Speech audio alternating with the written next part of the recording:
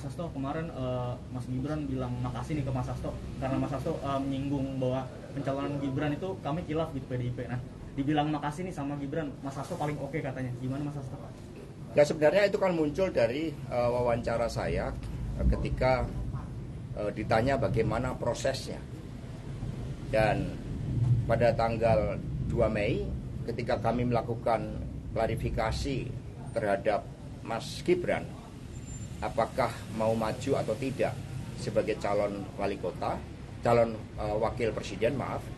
Lalu Mas Gibran menegaskan di depan saya dan Pak Komar bahwa tidak akan berproses ke sana karena lahir dan dibesarkan di PDI Perjuangan dan kemudian tahu bahwa bapak saya tahun depan akan habis, kalau saya tidak berlabuh ke PDI, saya kemana lagi?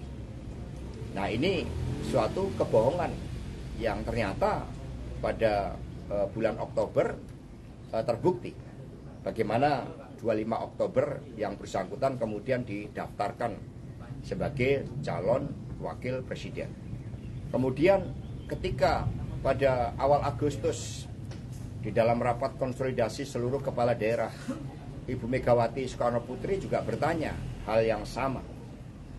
Dan dijawab di hadapan seluruh kepala daerah bahwa Mas Gibran tidak akan maju. Karena ini penting.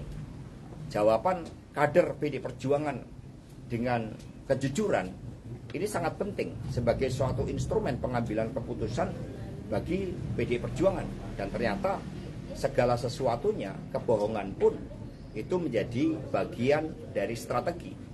Kalau berdasarkan dokumen yang kami kumpulkan, keterangan-keterangan yang kami kumpulkan, ternyata pada akhir April keluarga Pak Jokowi sudah memutuskan bahwa Mas Gibran akan menjadi calon wakil presiden. Nah, kalau ini kemudian prosesnya berjalan normal, demokratis, itu mungkin rakyat bisa melihat adanya kebenaran. Tapi inilah yang kemudian mendasari abuse of power dari penyelenggaraan kekuasaan negara, sumber-sumber daya negara, alat-alat negara.